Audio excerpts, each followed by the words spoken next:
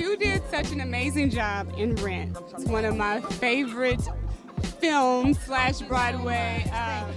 So tell me a little bit about your character in this film and how was it working with Ava? You know, Ava was so awesome.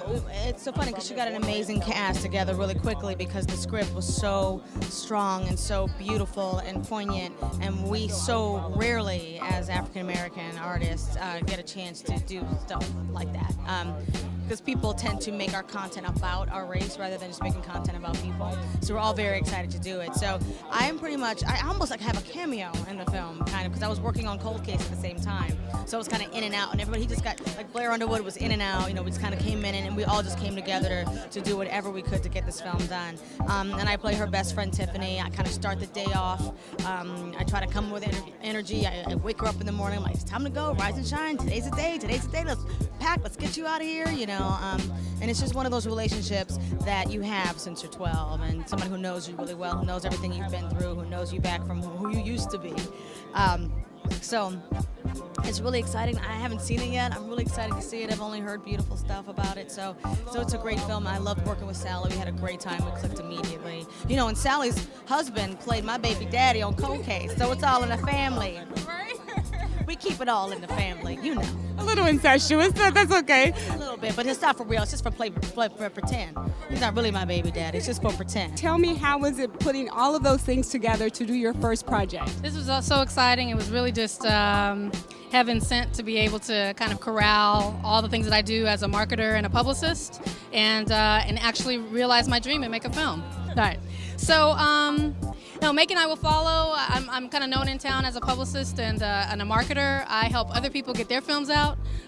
So to kind of try to realize my dream and do my own film has really been an amazing experience. So many people in the industry have helped me.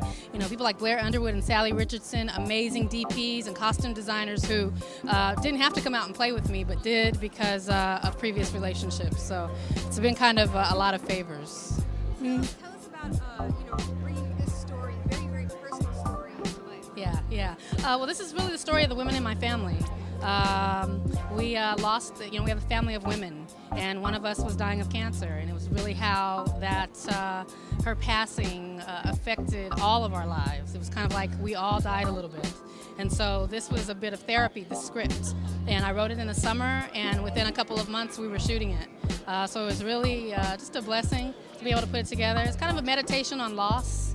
A lot of black films, we don't really get into the issues of our heart. And so it's what I really wanted to try to do. It's a small little art film, very quiet little film. So some people will like it, some people won't. Yeah. So what can we look forward to on your next project? Because I know you're going to do many more. So what's your next project? Well, I did a film this summer for BET called My Mic Sounds Nice. It was all about women in hip-hop, and I got someone throwing up the W over here.